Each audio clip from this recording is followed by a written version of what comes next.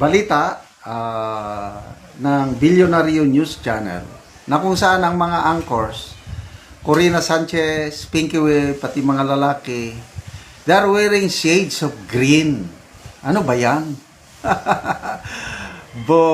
Nagpapakita na ba sila ng suporta sa Agila ng Davao? At ito, maganda yung in-explain ni Corina Sanchez yung timing pag-announce ni VP Sara. At meron pa siyang marites na may gumagapang na daw sa kongresista tungkol sa impeachment case ni VP Sara. Ito, green na green si Madam Corina. Imminent. Then this is the perfect timing for her. Yeah. Hindi ba? Yeah, I guess a lot of people were looking into saying they're not surprised. Alam naman natin na tatakbo. At least that's what we think. Pero yung timing, nangyari nga bago ang impeachment, hearing ng impeachment complaint sa House of Representatives. But also on one side, Yeah, at green, least it's good. Somebody already declared, right? 1 year and 3 months. Yan. Dark green si Pinky Web. Light green naman si Corina Sanchez. Ano ba yan? May symbolism ba yan? Months prior to the elections, kung tama ang aking... Is it really only 1 year and 3 months na Ay, lang? check ko na. 2 years to 2 months pa pala. Okay. Ano nangyari sa akin? Okay, Kita mo na. 26. Okay, yung lalaki naman na angkor, yung kurbata niya, green. Ano ba yan? Sinadya o coincidence lang?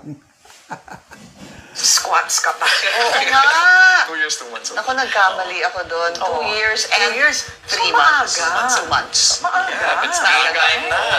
I don't recall anyone who declared this early. Ito, meron akong theory. Eh dahil lang Theory. sa Marites ito, na mayroon daw mga ilang congressman na nahihikayat ng wag bumoto para sa impeachment. Wala wala. Ang kapalit nun, hindi sila pag-iinitan, susuportahan, at dahil sila kinakabahan, dahil wala pang katapat si VP Sara at mataas siya sa survey, parang yun ang balak nila, mag-a-abstain or mag-a-absent.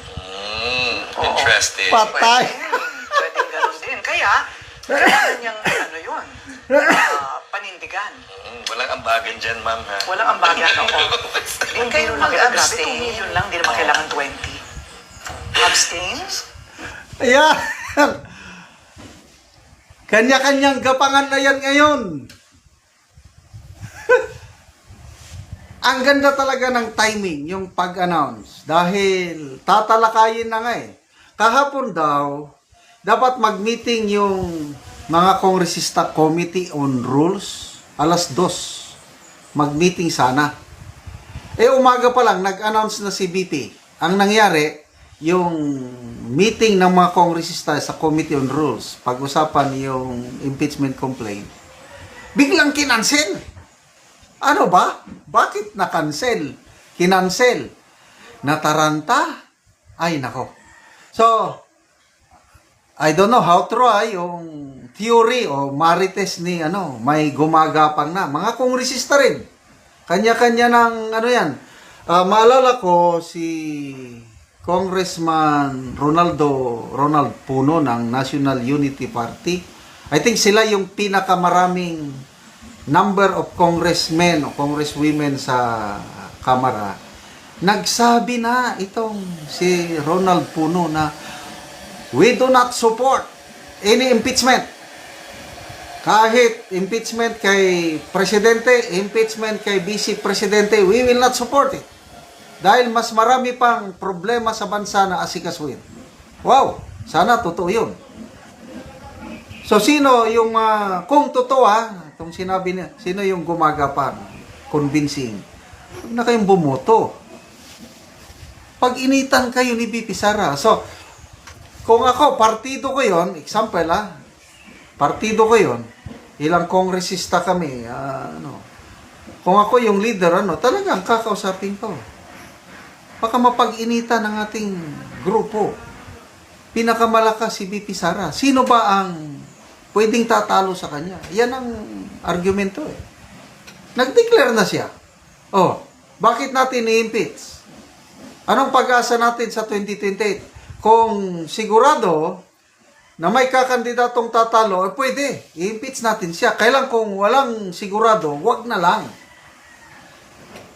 And it makes sense. So either hindi buboto para hindi mapag-initan, mag-absent or mag-abstain. Wow!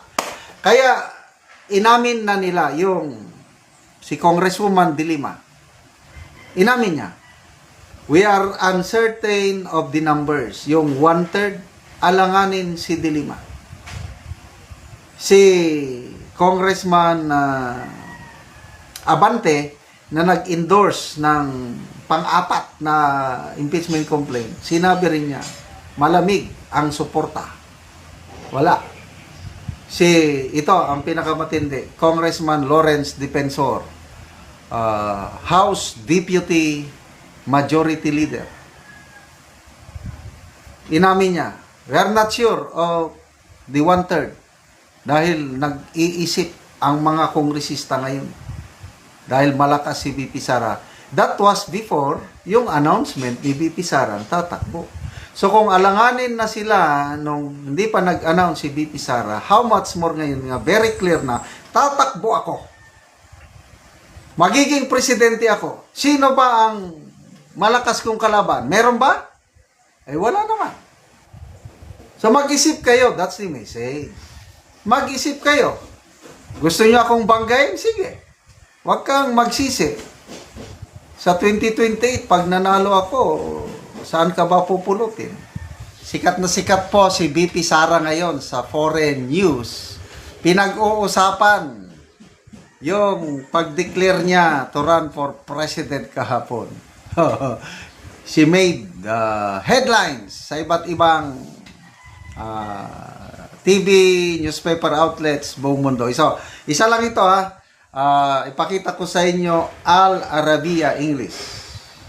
Pinag-uusapan yung politika. So, correspondent Sarah Fair, tinanong, ano ba ang nangyayari sa Pilipinas? Yan. Start with you. 2 years to the election, as a reporter Chris Gilbert told us.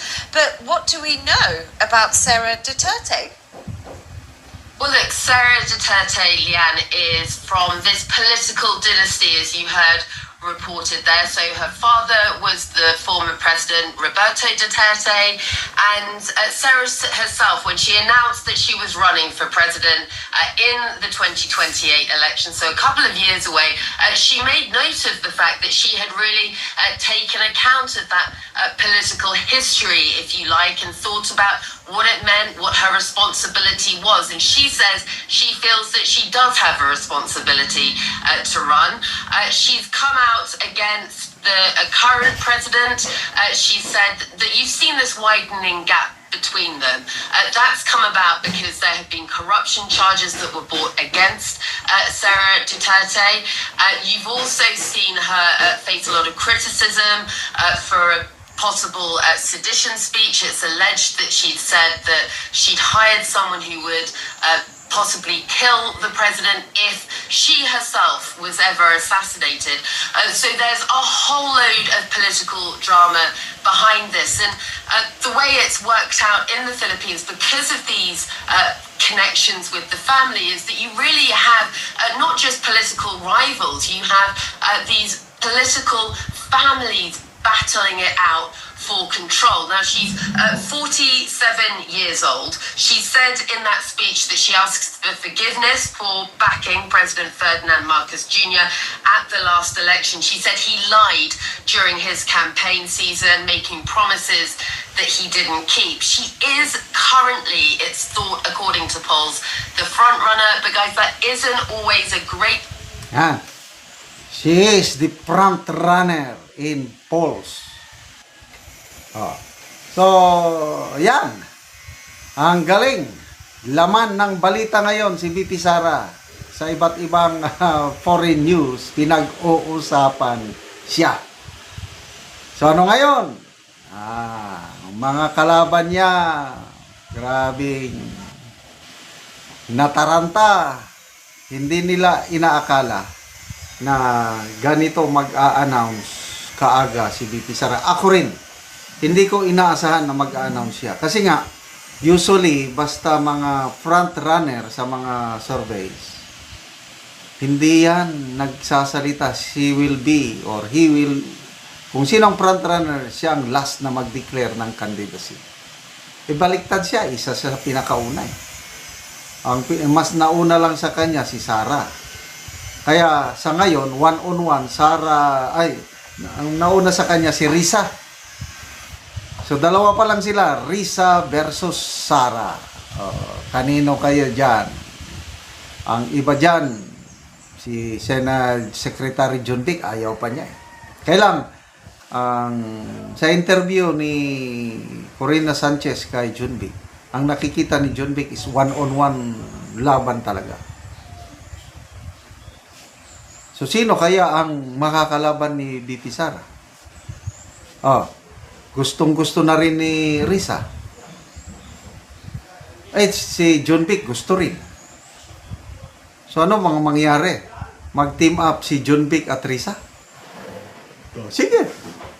Papayag ba si Risa na vice president lang siya ni John Vic? Pwede.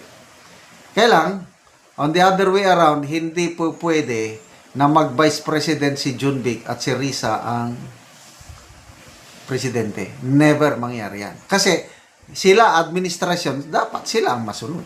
Kung gusto ng dilawan, ang makipag-tie up sila sa mga Marcos.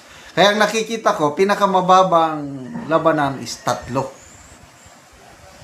Isang administrasyon, isang dilawan, at si BP Sara. So may papasok dyan ang makakaliwa.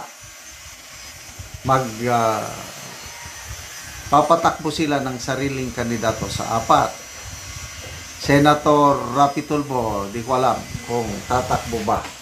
Baka magre-re-elect na lang siya na senador. Kasi siguradong mananalo si Rapi Tulfo kung magse-senador siya. So 3 o 4. So good luck. Ito, pinag-usapan. Basa tayo sa mga ilang comments.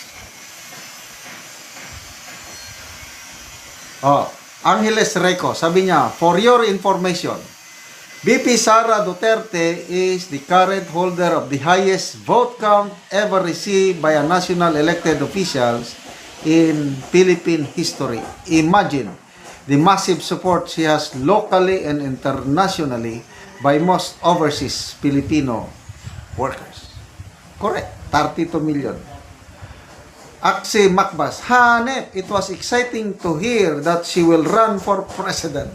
The truth is that she is clean, beautiful, and above all, the people love their political system, which it turns help the credibility and morality of the Filipino people.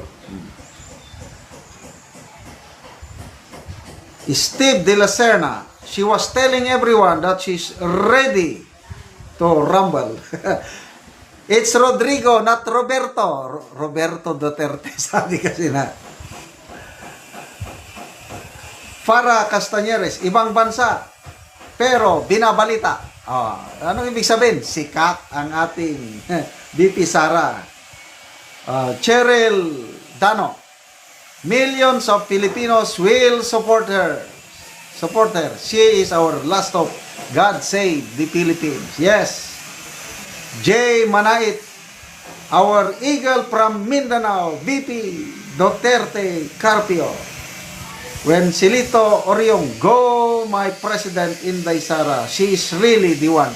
So makita mo dito sa comments, grabe, makasara talaga ang taong bayan. So good luck sa mga makakalaban ni BP Sara. Humandang, maganda kayo ng gusto para may labang kayo.